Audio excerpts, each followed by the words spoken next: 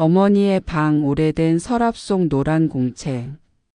딱히 아무것도 없을 것 같은 그 공책에서 도연은 자신의 이름이 반복된 일기와 숨겨진 고백을 발견한다. 늘봄 라이프의 이야기를 들으러 와 주신 여러분 감사합니다. 구독하시고 다음 이야기도 들어보세요. 그럼 시작하겠습니다. 김도연은 어머니의 방문을 열었습니다. 이틀 전 장례식을 마치고 처음 들어서는 공간이었죠. 방 안에는 오래된 장롱과 낡은 화장대, 그리고 책상 하나가 전부였습니다. 창문 너머로 들어오는 오후 햇살이 먼지를 비추고 있었어요. 도연은 깊은 숨을 들이마셨습니다. 아직도 방 안에는 어머니가 쓰시던 약 냄새가 희미하게 남아 있었거든요. 그는 책상 서랍을 하나씩 열기 시작했습니다. 병원 진료 기록지, 오래된 통장, 약봉지들이 차례로 나왔죠. 도연의 손이 서랍 깊숙한 곳에서 무언가를 만졌습니다. 낡은 노란색 공책이었어요. 표지는 세월의 흔적으로 발에 있었고 모서리는 손때로 까맣게 변해 있었습니다. 그는 공책을 꺼내 무릎 위에 올려놓았습니다. 첫 장을 펼치자 어머니의 익숙한 필체가 나타났습니다. 도연아, 너에게 말하지 못한 것이 있다. 도연의 손끝이 미세하게 떨렸습니다. 어머니가 남긴 마지막 말일지도 모른다는 생각이 가슴을 파고들었거든요. 그는 다음 장을 넘기려다 멈췄습니다. 갑자기 머릿속에 지난 몇 년간의 기억들이 떠올랐어요. 엄마, 바빠서 못 가요. 다음에 갈게요. 작년 설날 전화기 너머로 던졌던 차가운 말이었습니다. 그런 거 신경 쓸 시간 없어요. 어머니가 건강검진을 권했을 때 짜증 섞인 목소리로 대답했던 기억도 떠올랐죠. 도연은 공책을 가슴에 꼭 안았습니다. 목구멍이 뜨거워지면서 눈가가 촉촉해졌어요. 바로 그때 방문이 열리며 아내 박서희가 들어왔습니다. 여보, 괜찮아요? 서희는 남편의 떨리는 어깨를 보고 조심스럽게 다가왔습니다. 도연은 고개를 들지 못한 채 노란 공책만 바라보고 있었어요. 이게 엄마가 남기신 거야. 그의 목소리는 갈라져 있었습니다. 서희는 남편 옆에 앉아 그의 등을 천천히 쓰다듬었습니다. 천천히 보세요. 서두를 필요 없어요. 도연은 고개를 끄덕였지만 다음 장을 넘기지 못했습니다. 공책 속에 어떤 말들이 적혀 있을지 두려웠거든요. 어쩌면 자신이 얼마나 못난 아들이었는지 깨닫게 될지도 모른다는 생각에 가슴이 먹먹해졌습니다. 창밖에서는 저녁 노을이 지기 시작했습니다. 방 안의 햇살도 점점 붉은 빛으로 변해갔어요. 도연은 공책 표지를 손가락으로 천천히 쓰다듬었습니다. 어머니의 체온이 아직 남아있는 것만 같았죠. 그는 마음을 가다듬고 공책을 조심스럽게 펼쳤습니다. 이제 어머니가 말하지 못했던 이야기를 들을 시간이었습니다. 도연은 공책을 덮고 창밖을 바라봤습니다. 먼 옛날의 기억들이 파노라마처럼 스쳐 지나갔어요. 초등학교 2학년 때였습니다. 다른 아이들은 엄마가 학교 앞까지 데리러 왔지만 도연은 언제나 혼자 집에 돌아왔죠. 현관문을 열면 텅 빈 거실과 식탁 위에 놓인 쪽지가 전부였습니다. 밥은 전자레인지에 데워 먹어. 엄마는 저녁 늦게 들어올 거야. 어린 도연은 혼자 밥을 먹고 혼자 숙제를 하고 혼자 잠들었습니다. 어머니는 새벽같이 나가 밤늦게 들어오는 생활을 반복했어요. 공장에서 일하고 식당에서 설거지를 하고 주말엔 청소 일까지 했습니다. 그렇게 벌어온 돈으로 아들을 대학까지 보냈죠. 하지만 어머니는 늘 표현이 서툴렀습니다. 공부 안 하면 나중에 후회한다. 그렇게 살면 안 돼. 따뜻한 말 한마디보다 엄한 잔소리가 먼저였어요. 도연은 그런 어머니가 무서웠습니다. 사랑받고 있다는 확신보다 혼자라는 외로움이 더 컸거든요. 대학을 졸업하고 대기업에 입사했을 때도 어머니는 축하한다는 말 대신 자만하지 말라고 말했습니다. 도연은 그날도 씁쓸하게 웃으며 고개만 끄덕였죠. 결혼하고 아들을 낳았을 때도 마찬가지였습니다. 어머니는 손주를 안아보고도 애 키우는 게 얼마나 힘든지 이제 알게 될 거야라고 말했어요. 도연은 점점 어머니와의 거리를 벌렸습니다. 명절에만 짧게 들르고 전화도 한 달에 한 번 하면 다행이었죠. 어머니도 먼저 연락하는 법이 없었습니다. 그러다 5년 전 도연은 회사에서 밀려났습니다. 구조조정으로 명예퇴직을 권유받았고 중소기업 영업팀장으로 재취업했어요. 연봉은 절반으로 줄었고 직급도 내려갔습니다. 아내와 아들 앞에서는 괜찮은 척했지만 밤마다 술을 마시며 스스로를 자책했죠. 내가 뭘 잘못한 걸까? 더 열심히 했어야 했는데. 책임감은 그를 점점 짓눌렀습니다. 그 무렵 어머니는 당뇨 진단을 받았습니다. 병원에 함께 가자는 아내의 말에 도연은 바빠서 못 가요라고 대답했어요. 사실 바쁜 게 아니라 어머니를 마주할 용기가 없었습니다. 실패한 아들의 모습을 보여주고 싶지 않았거든요. 시간은 빠르게 흘렀습니다. 아들은 대학에 입학해 기숙사 생활을 시작했어요. 집에는 도연과 서희 둘만 남았습니다. 넓은 거실은 이상하게 허전했고 저녁 식사 시간도 조용했죠. 도연은 퇴근하면 소파에 앉아 텔레비전만 봤습니다. 서희가 말을 걸어도 응, 그래로 대답하는 게 전부였어요. 그러던 어느 날 어머니가 쓰러졌다는 연락을 받았습니다. 병원으로 달려갔을 때 어머니는 이미 의식이 없었어요. 의사는 오래 버티지 못할 것 같다고 조심스럽게 말했습니다. 도연은 병상 옆에 앉아 어머니의 손을 잡았죠. 하지만 어떤 말도 꺼내지 못했습니다. 평생 하지 못했던 말들이 목구멍에 걸려 나오지 않았거든요. 사흘 뒤 어머니는 조용히 눈을 감았습니다. 장례식장은 생각보다 한산했어요. 어머니는 평생 조용히 사셨고 친구도 많지 않았습니다. 도연은 문상객들에게 인사하며 울지 않으려 애썼어요. 하지만 빈소를 정리하던 밤 혼자 남았을 때 비로소 눈물이 쏟아졌습니다. 장례를 마치고 집으로 돌아온 날 서희가 말했습니다. 어머님 집 정리해야 할 것 같아요. 도연은 고개를 끄덕였지만 선뜻 발걸음이 떨어지지 않았어요. 그곳엔 어머니의 흔적이 그대로 남아 있을 테니까요. 이틀을 미루다 오늘 아침에야 무거운 마음으로 어머니의 집을 찾았습니다. 그리고 책상 서랍 깊은 곳에서 노란 공책을 발견한 거죠. 도연은 다시 공책을 펼쳤습니다. 어머니가 남긴 말들을 이제 읽을 준비가 된 것 같았어요. 도연은 떨리는 손으로 공책의 두 번째 페이지를 넘겼습니다. 첫 줄에는 날짜가 적혀 있었어요. 2003년 4월 12일. 도연이 대기업에 입사한 날이었습니다.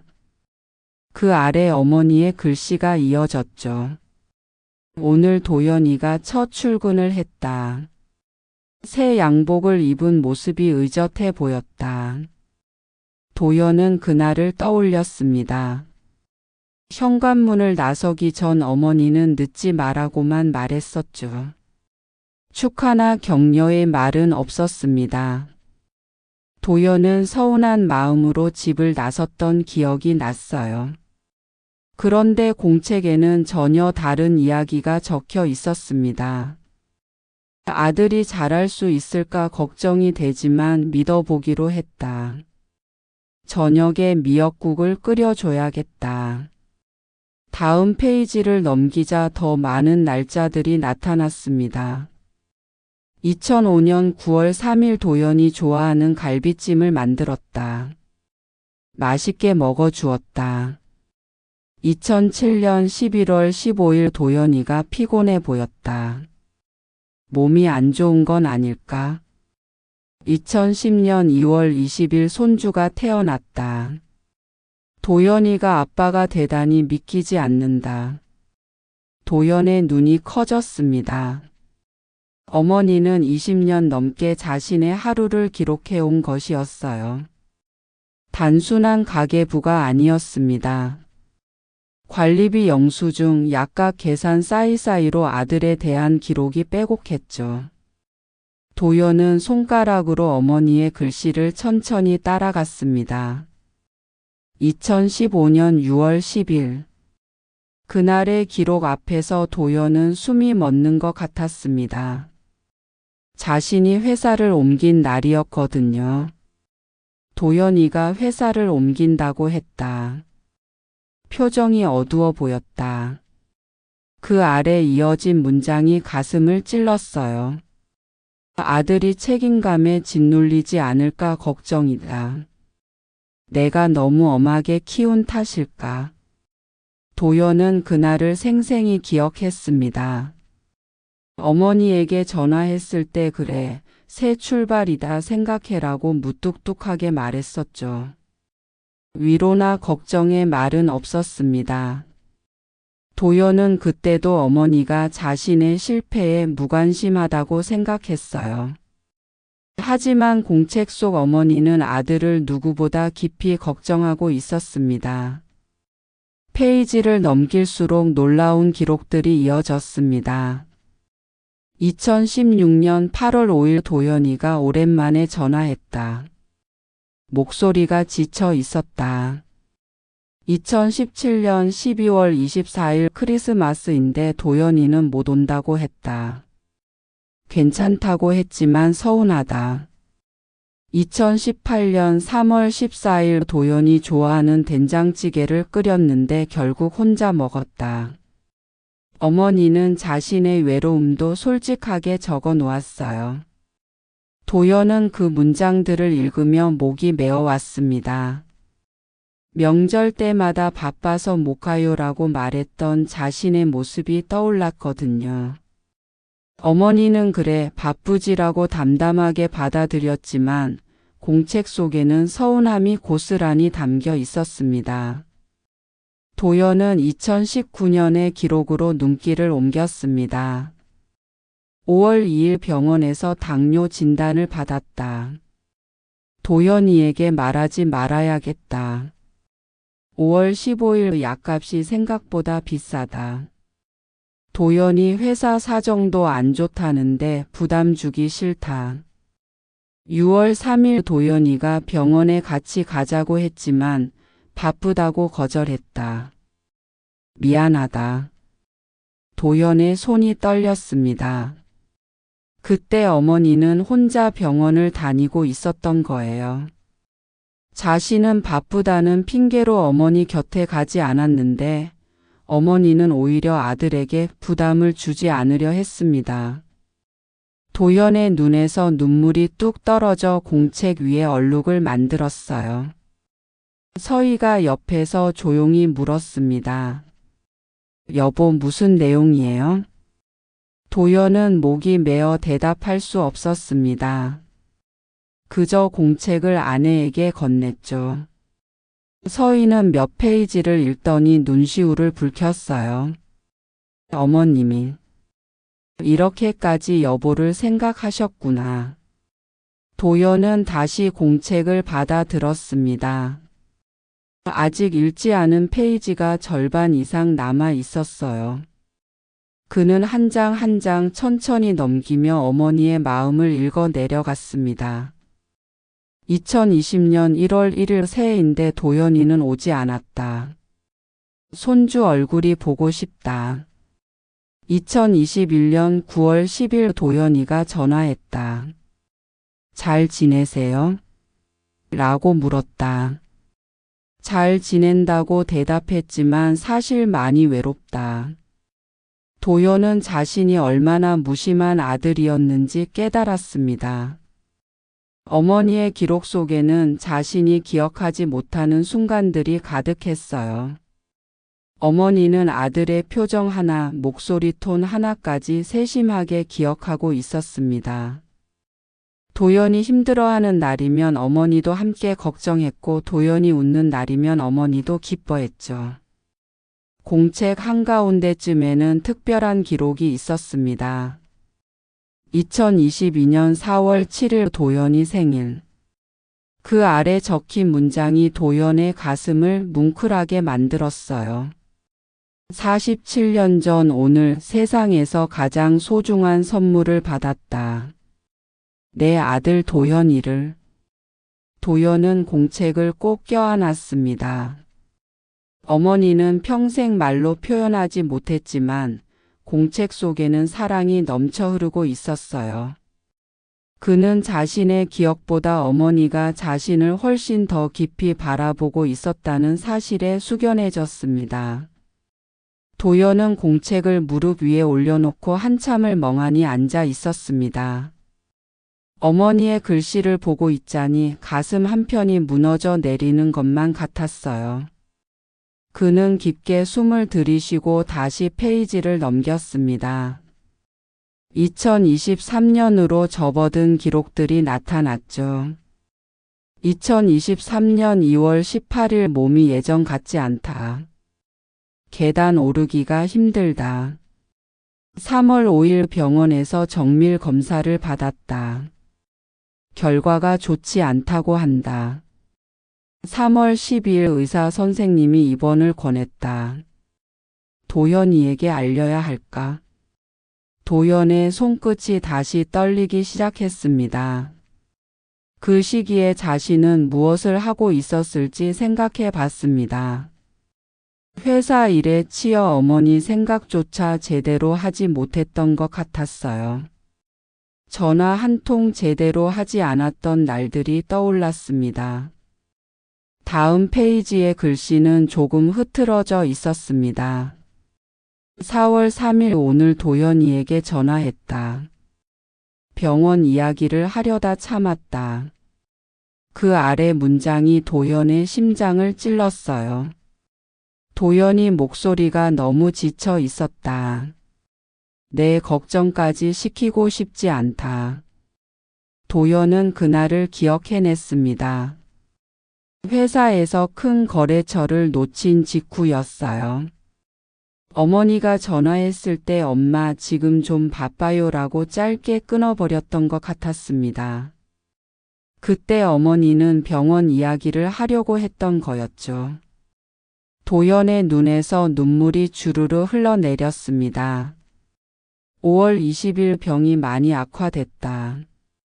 이제는 숨쉬기도 힘들다. 6월 1일 도연이가 걱정된다. 내가 없으면 누가 아들을 챙겨줄까? 6월 15일 도연이 힘들까 봐 말 못했다. 이게 맞는 걸까? 페이지를 넘길수록 어머니의 글씨는 점점 더 흔들렸습니다. 손에 힘이 없어서였을 거예요. 도연은 공책을 읽으면서 몸을 가누지 못하고 흐느끼기 시작했습니다. 서희가 남편의 등을 쓰다듬었지만 도연의 울음은 멈추지 않았어요. 7월 8일 그날의 기록 앞에서 도연은 한참을 멈춰 섰습니다. 자신의 생일 한 달 전이었거든요. 도연이 생일 선물을 사고 싶은데 백화점에 갈 힘이 없다. 그 아래 이어진 문장이 도연의 가슴을 찢었어요. 편지라도 써야겠다. 말로는 한 번도 제대로 표현하지 못했으니까. 도연은 고개를 떨구었습니다.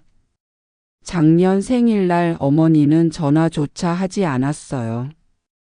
도연은 속으로 역시 우리 엄마답다고 생각했었습니다. 하지만 어머니는 병상에서 아들을 위해 편지를 쓰려 했던 거였죠. 8월 3일 오늘은 펜을 잡을 힘도 없다. 내일 다시 써야지. 8월 10일 도연아 미안하다. 엄마가 너무 약해서 편지를 쓸 수가 없구나. 도연의 눈물이 공책 위로 떨어졌습니다. 잉크가 번지며 어머니의 글씨를 흐려 놓았어요. 그는 급히 손등으로 눈물을 닦아냈습니다. 어머니의 마지막 기록들을 더 이상 지우고 싶지 않았거든요. 9월 1일 어릴 때 도연이에게 너무 엄하게 했던 게 후회된다. 9월 5일 따뜻한 말 한마디 제대로 해주지 못한 엄마를 용서해 주렴. 9월 12일 도연이가 나를 싫어하지 않을까? 그게 제일 무섭다. 도연은 공책을 읽으면서 목 놓아 울었습니다. 어머니는 생의 마지막 순간까지 자신을 걱정하고 있었던 거예요. 아들에게 미움받을까봐, 부담을 줄까봐 그렇게 혼자 두려워하며 지냈던 겁니다. 도연은 자신이 얼마나 어리석었는지 깨달았어요. 어머니의 무뚝뚝함 뒤에 숨은 사랑을 단 한 번도 제대로 이해하지 못했으니까요. 9월 28일. 어머니가 돌아가시기 이틀 전의 기록이었습니다. 글씨는 거의 알아볼 수 없을 정도로 흐려져 있었어요. 하지만 도연은 한 글자 한 글자 정성스럽게 읽어 내려갔습니다. 도연아, 엄마는 너를 한 번도 미워한 적이 없단다. 그 문장을 읽는 순간 도연은 완전히 무너졌습니다. 그는 바닥에 주저앉아 공책을 가슴에 꼭 안았어요. 서희도 눈물을 흘리며 남편을 껴안았습니다. 방 안에는 두 사람의 흐느낌만 가득했죠. 도연은 마지막 페이지를 펼쳤습니다. 그곳에는 겨우 알아볼 수 있는 글씨로 짧은 문장이 적혀 있었어요. 아들아, 너를 세상에서 가장 사랑한다. 힘들 때 이 공책을 읽어라. 엄마는 언제나 내 편이란다. 도연은 공책을 펼친 채 한참을 울었습니다. 어머니가 가장 외로웠던 순간에도, 가장 아팠던 순간에도, 가장 두려웠던 순간에도 생각한 건 오직 아들뿐이었어요. 자신의 고통보다 아들의 마음을 더 걱정했던 어머니였습니다. 도연은 자신이 얼마나 큰 사랑을 받고 살아왔는지 이제야 알게 되었어요. 창밖은 어느새 깜깜해져 있었습니다. 방 안에는 어둠이 내려앉았지만 도연은 불을 켜지 않았어요. 그는 공책을 무릎에 올려놓고 어머니를 떠올렸습니다. 무뚝뚝했던 얼굴, 잔소리 많던 목소리, 그 모든 것 뒤에 숨어있던 깊은 사랑을 이제야 온전히 느낄 수 있었죠. 도연은 어둠 속에서 중얼거렸습니다. 엄마, 미안해요. 정말 미안해요. 하지만 그 말을 들어줄 어머니는 이제 없었습니다. 도연은 공책을 꼭 껴안고 다시 한번 눈물을 흘렸어요. 후회와 그리움이 뒤섞인 눈물이었습니다. 다음 날 아침 도연은 일찍 잠에서 깼습니다. 밤새 뒤척이다 겨우 잠들었지만 눈은 말똥말똥했어요. 침대 옆 책상 위에는 노란 공책이 놓여 있었습니다. 어젯밤 집으로 가져온 거였죠. 도연은 공책을 펼쳐 다시 한번 읽었습니다. 어머니가 자주 장을 보러 다니던 시장 이야기가 몇 번 나왔어요.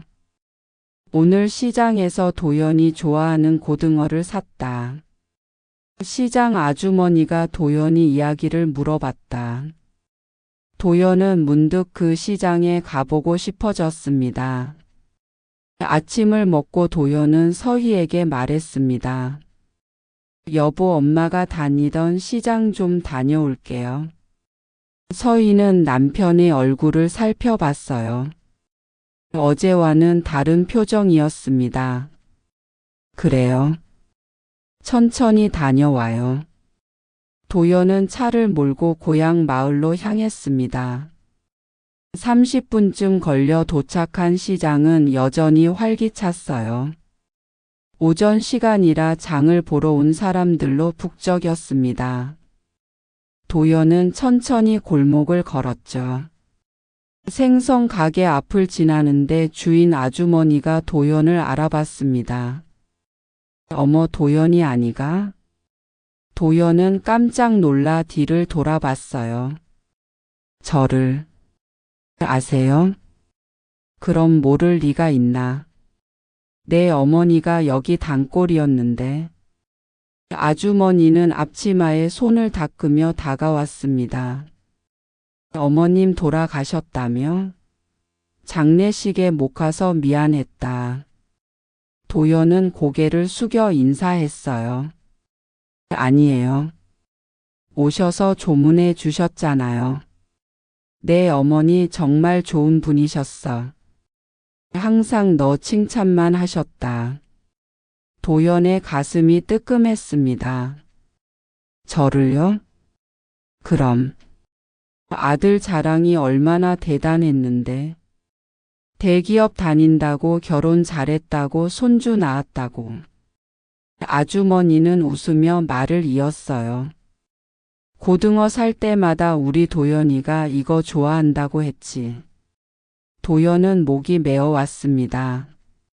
자신이 알던 어머니와는 전혀 다른 모습이었거든요. 집에서는 단 한 번도 자랑스럽다는 말을 하지 않았던 어머니였는데 시장에서는 아들 이야기만 했던 거예요. 아주머니, 혹시 엄마가 자주 오셨나요? 주에 두세 번은 왔지. 특히 내가 집에 온다는 날엔 꼭 들렀어. 아주머니는 가게 안쪽을 가리켰습니다. 저기 앉아서 오늘은 뭘 해줄까 하면서 고민하시던 모습이 눈에 선하네. 도연은 가게 안쪽의 작은 의자를 바라봤습니다. 어머니가 그곳에 앉아 자신을 위한 반찬을 고민했을 거라 생각하니 가슴이 아팠어요. 감사합니다, 아주머니. 뭘? 어머니 생각나면 언제든 들러. 도연은 시장 골목을 계속 걸었습니다. 반찬 가게, 정육점, 채소 가게를 지나갈 때마다 상인들이 그를 알아봤어요. 도연이 맞지? 많이 컸네.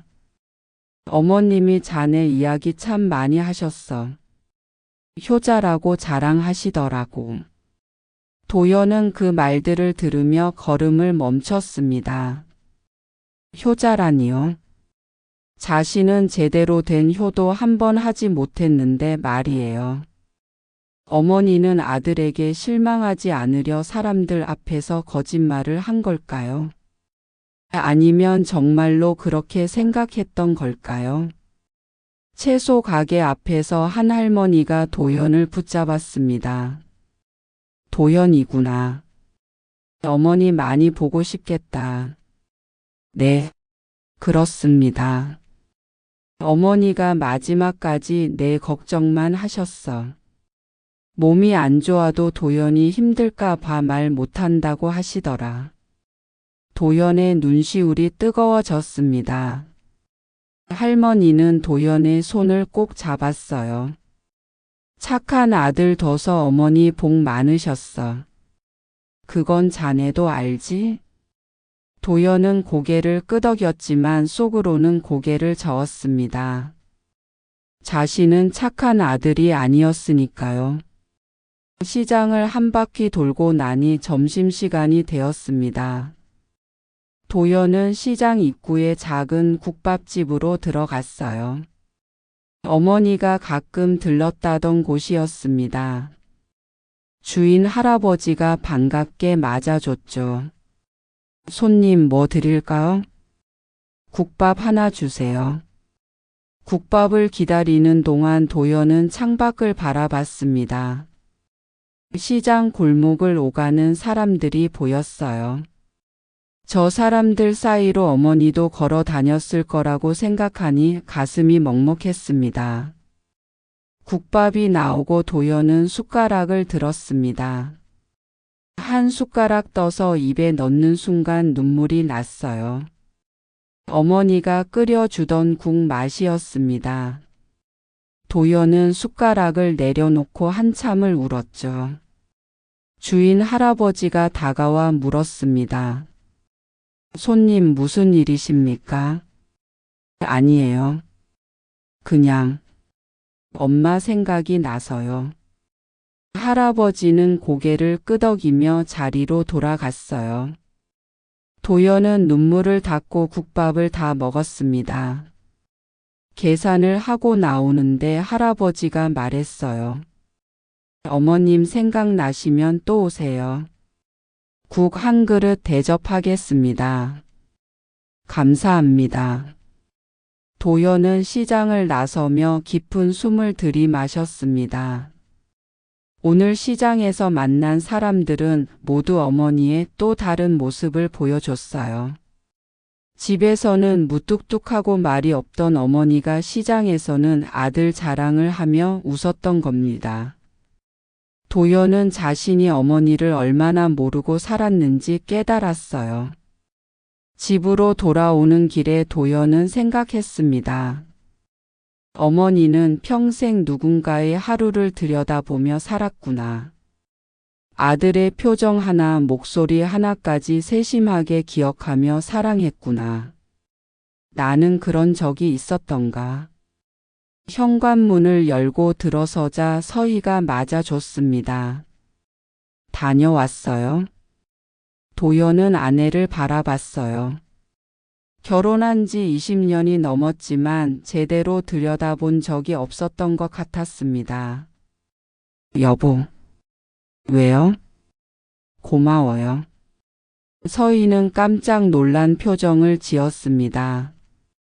도연이 이렇게 직접적으로 감사를 표현한 건 처음이었거든요. 갑자기 왜 그래요? 그냥 오늘 깨달았어요. 내가 당신한테 너무 무심했구나. 도연은 아내의 손을 잡았습니다. 앞으로는 조금 달라지고 싶어요. 엄마처럼 당신의 하루를 제대로 봐주고 싶어요. 서희의 눈에 눈물이 고였어요. 여보. 도연은 아내를 꼭 안았습니다. 어머니의 노란 공책이 그에게 가르쳐준 첫 번째 변화였어요. 사랑은 표현하지 않으면 전해지지 않는다는 것, 그리고 누군가를 진심으로 들여다보는 것이 사랑의 시작이라는 것을 말이죠. 그날 밤 도연은 노란 공책을 다시 펼쳤습니다. 어머니의 글씨를 천천히 읽으며 마음속으로 다짐했어요. 이제부터는 어머니처럼 살아보겠다고. 누군가의 하루를 소중히 여기고 사랑을 표현하는 사람이 되겠다고 말이에요. 석 달이 흐른 어느 겨울 아침이었습니다. 도연은 서재 책장 앞에 서 있었어요. 노란 공책은 이제 책장 맨 앞자리에 자리 잡고 있었습니다. 어머니의 사진 옆에 조심스럽게 세워둔 거였죠. 도연은 공책을 꺼내 펼쳤습니다. 요즘 그는 힘들거나 지칠 때면 어머니의 글을 읽곤 했어요. 도연아 힘들어도 견뎌라. 엄마가 응원한다. 그 짧은 문장 하나가 도연에게 큰 위로가 되었습니다. 회사 생활도 조금씩 달라지고 있었습니다. 예전에 도연은 직원들의 실수에 날카롭게 반응했어요. 이것도 제대로 못해? 다시 해와. 그런 말들을 아무렇지 않게 내뱉곤 했죠. 하지만 요즘은 달랐습니다. 신입사원이 보고서를 잘못 작성해 왔을 때도 도연은 차분하게 말했어요. 여기 부분이 좀 아쉬운데 이렇게 고쳐보면 어떨까? 힘들면 언제든 물어봐. 내가 도와줄게.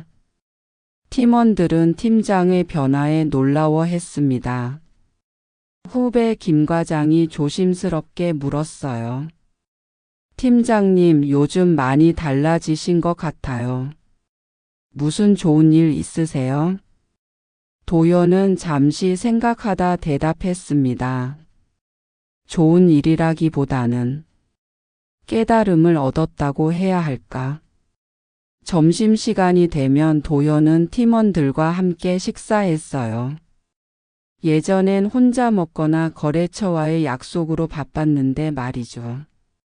밥을 먹으며 팀원들의 이야기를 들었습니다. 누구는 아이 키우는 게 힘들다고 했고 누구는 부모님 건강이 걱정된다고 했어요. 도연은 그들의 말을 경청했습니다. 힘들겠네. 가족이 우선이니까 필요하면 휴가 써. 부모님 병원 모시고 가야 하면 말해. 내가 일정 조정해 줄게. 팀원들은 고마워하며 밥을 먹었습니다. 어느 날 저녁 도연은 대학생인 아들에게 전화를 걸었습니다. 예전엔 아들이 먼저 전화하기를 기다렸지만 이젠 달랐어요. 여보세요? 준서야, 나야. 아빠. 무슨 일이에요? 도연은 잠시 말을 멈췄습니다. 무슨 일이 있어서 전화한 게 아니었거든요. 아니, 그냥 잘 지내나 싶어서. 전화기 너머로 아들의 놀라는 기척이 들렸어요. 아빠가 먼저 전화하시다니 신기한데요. 도연은 씁쓸하게 웃었습니다. 아들에게조차 무심한 아버지였던 거죠. 요즘 학교 생활은 어때? 네, 좋아요. 이번 학기 성적도 괜찮게 나왔어요. 그래, 다행이다. 건강은 챙기고 있고? 아들과의 통화는 20분 넘게 이어졌습니다.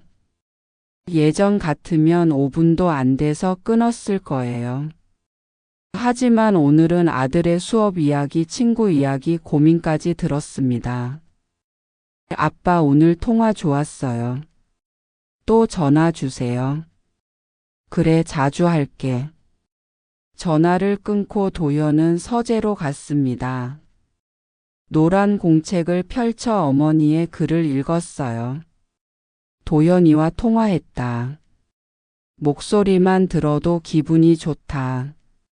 어머니도 자신의 목소리를 듣고 싶어 했구나. 도연은 이제야 그 마음을 이해할 수 있었습니다. 주말이 되자 도연은 서희에게 제안했습니다. 여보, 오늘 데이트할까? 서희는 깜짝 놀라며 물었어요. 데이트요? 갑자기요? 응. 우리 결혼하고 데이트다운 데이트 제대로 해본 적 없잖아. 서희의 얼굴에 환한 미소가 번졌습니다. 두 사람은 손을 잡고 동네 산책로를 걸었어요. 낙엽이 쌓인 길을 천천히 걸으며 도연은 아내의 이야기를 들었습니다. 요즘 배우고 있는 요가 이야기, 동네 친구들 이야기, 시장에서 있었던 재미난 일들까지. 여보는 요즘 어때요? 서희가 물었습니다. 도연은 하늘을 올려다 봤어요. 많이 편해졌어. 예전엔 뭔가에 쫓기는 것처럼 살았는데 요즘은 여유가 생긴 것 같아. 어머님 공책 덕분이죠? 그렇지. 엄마가 마지막으로 준 선물이야. 벤치에 앉아 쉬는데 서희가 말했습니다. 여보 고마워요. 내가? 네. 요즘 여보가 많이 달라졌어요. 말도 많이 해주고 귀도 기울여주고. 도연은 아내의 손을 꼭 잡았어요. 내가 너무 늦게 깨달은 거지. 집으로 돌아오는 길에 도연은 꽃집에 들렀습니다. 하얀 국화 한 다발을 샀어요. 어머님께 드릴 거예요? 서희가 물었습니다. 도연은 고개를 끄덕였죠. 다음 날 도연은 어머니의 산소를 찾았습니다. 묘비 앞에 국화를 놓고 무릎을 꿇었어요. 엄마 저 왔어요. 바람이 불어와 나뭇가지를 흔들었습니다. 엄마가 남긴 공책 잘 읽고 있어요. 매일 읽어요. 도연은 품속에서 작은 노트를 꺼냈습니다. 새로 산 노트였어요. 엄마처럼 저도 기록하기로 했어요. 서희의 하루, 준서의 하루를요. 그는 노트를 펼쳐 보여줬습니다. 오늘 서희가 요가 수업에서 상을 받았다. 자랑스러워하는 표정이 예뻤다. 준서와 통화했다. 아들의 목소리를 듣는 것만으로도 행복하다. 도연의 글씨는 어머니처럼 정갈하지 않았지만 진심이 담겨 있었습니다. 엄마 이제 알겠어요. 사랑은 표현하지 않으면 전해지지 않는다는 거. 묘비는 대답하지 않았지만 도연은 어머니가 듣고 있다고 믿었어요. 엄마가 평생 저를 바라봤듯이 저도 이제 제 주변 사람들을 제대로 보려고 해요. 도연은 묘비에 손을 얹었습니다. 늦었지만 엄마의 사랑을 이제 이해했어요. 산을 내려오며 도연은 어머니의 말을 떠올렸습니다. 도연아, 사람은 혼자 살 수 없단다. 공책 어딘가에 적혀 있던 문장이었어요. 도연은 이제 그 말의 의미를 알았습니다. 사람은 누군가의 관심과 사랑으로 살아갑니다. 표현하지 않으면 알 수 없고 관심을 주지 않으면 보이지 않는 거죠. 어머니는 평생 그렇게 살았습니다. 아들을 바라보고 기록하고 사랑했어요. 도연도 이제 그렇게 살기로 했습니다. 노란 공책은 단순한 기록이 아니었어요. 어머니가 남긴 사랑의 방식이자 삶의 지혜였습니다. 도연은 그 공책을 통해 깨달았습니다. 사랑은 말하는 순간부터 누군가의 삶에 힘이 된다는 것을. 집에 돌아와 도연은 노란 공책을 다시 책장에 꽂았습니다. 그 옆에 자신의 새 노트도 나란히 세워놨어요. 어머니의 기록과 자신의 기록이 함께 있는 모습이 따뜻해 보였습니다.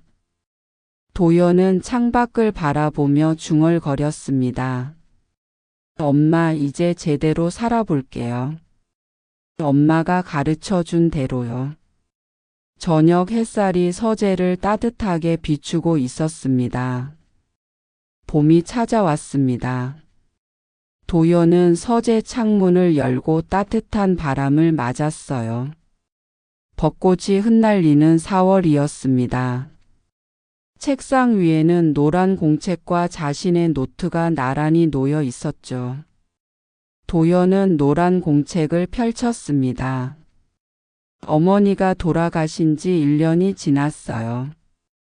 처음엔 공책을 볼 때마다 눈물이 났지만 이젠 미소를 지을 수 있게 되었습니다. 어머니의 사랑이 슬픔이 아닌 힘으로 느껴졌거든요. 여보, 준비됐어요? 서희가 방문을 열며 물었습니다. 응, 곧 갈게. 오늘은 어머니의 기일이었어요. 가족들이 모두 모여 산소를 찾기로 한 날이었습니다. 현관에는 아들 준서가 기다리고 있었습니다. 방학을 맞아 집에 온 거였죠. 아빠 빨리 나와요. 그래 간다. 도연은 노란 공책을 가방에 넣었습니다. 어머니께 보여드리고 싶었거든요. 자신이 얼마나 변했는지를요. 차 안에서 준서가 물었습니다. 아빠 할머니 많이 보고 싶어요? 도연은 백미러로 아들을 바라봤어요.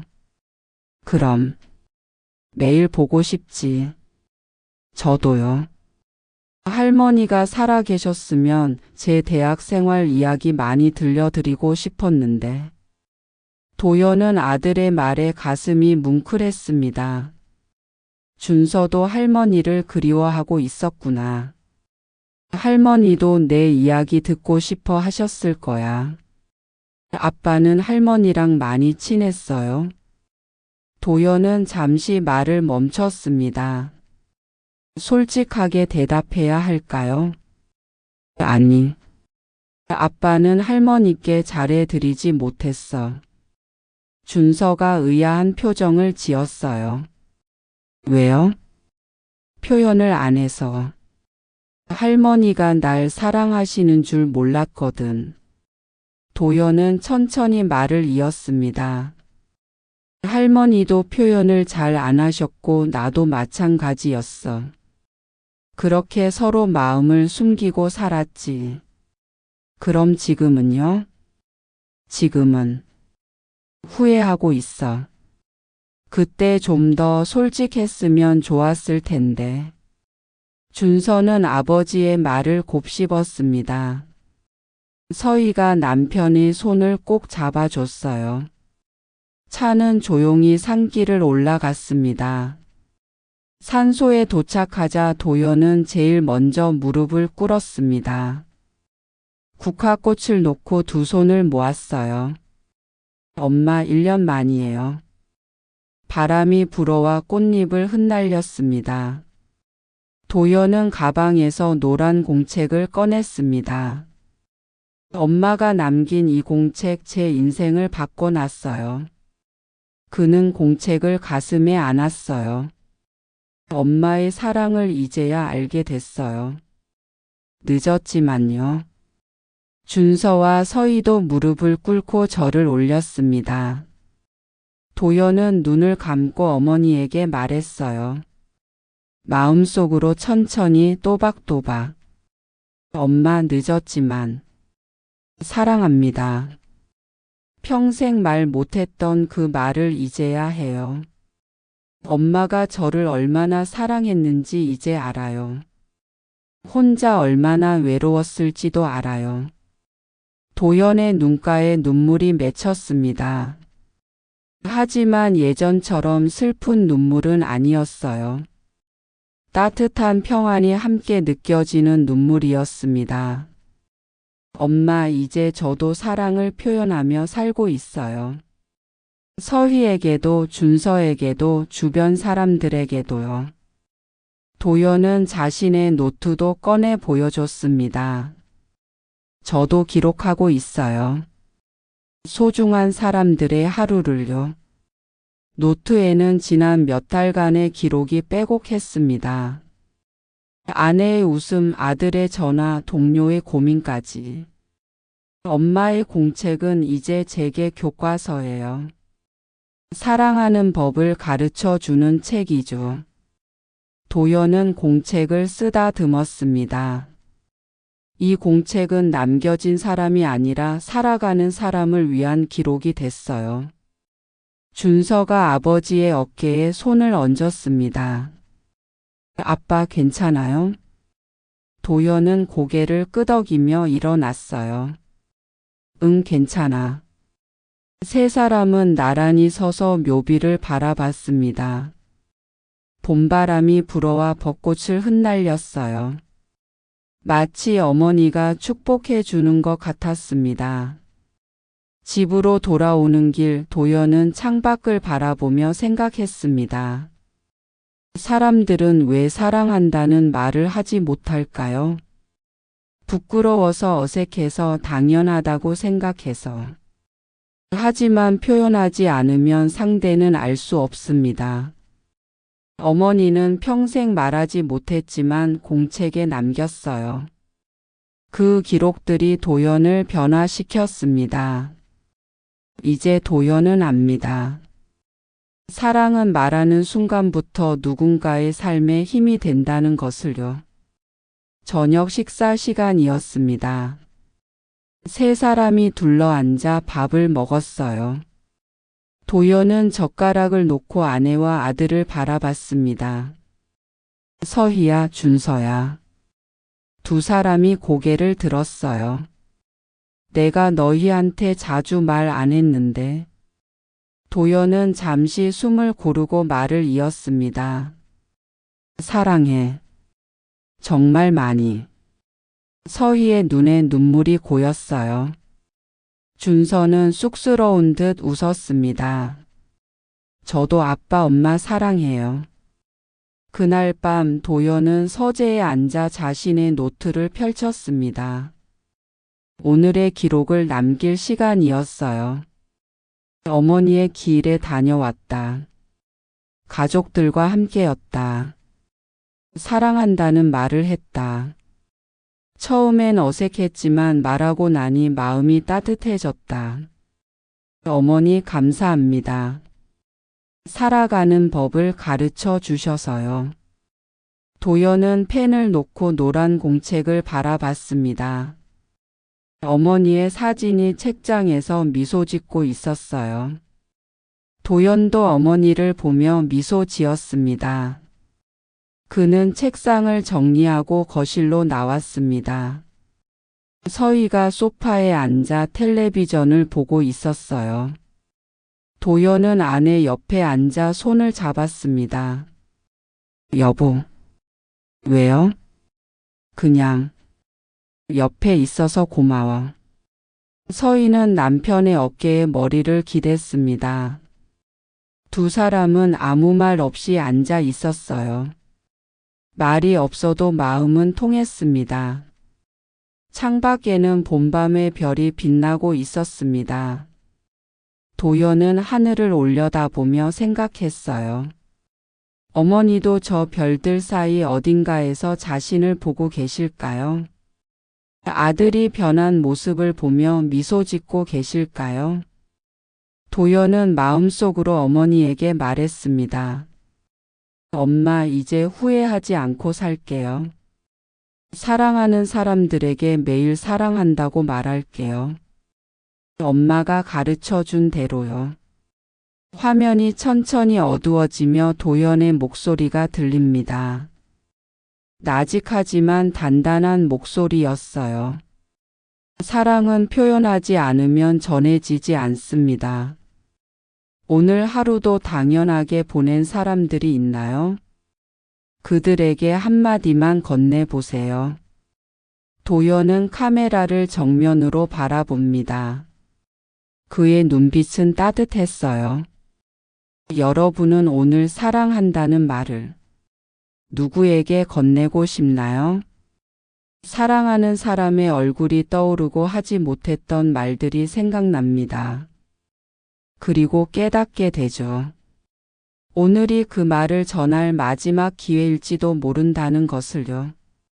오늘 이야기가 좋으셨다면 구독과 댓글, 알람 설정 잊지 마시고 소중한 댓글 하나가 정말 큰 힘이 됩니다. 여러분들의 삶이 늘 봄처럼 아름다운 인생이길 기원합니다.